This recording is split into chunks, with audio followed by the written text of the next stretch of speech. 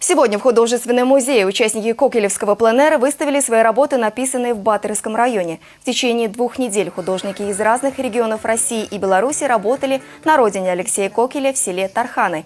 Им повезло с погодой, и на полотнах они сумели запечатлеть красоты чувашской земли.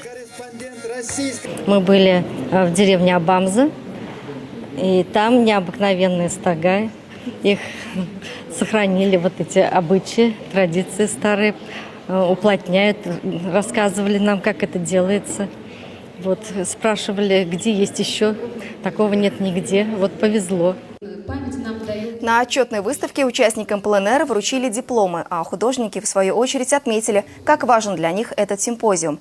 Кроме взрослых, на него приезжают и дети. Их работы тоже представлены на выставке. За 12 лет в пленэрах приняли участие около 140 российских и зарубежных мастеров.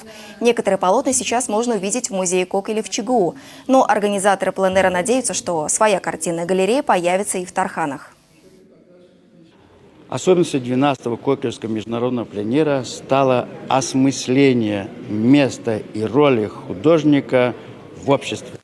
И я хочу сказать, что мы сегодня приближаемся к одной из важнейших задач нашего пленэра – это созданию сельской картинной галереи современных художников России, Украины и Белоруссии.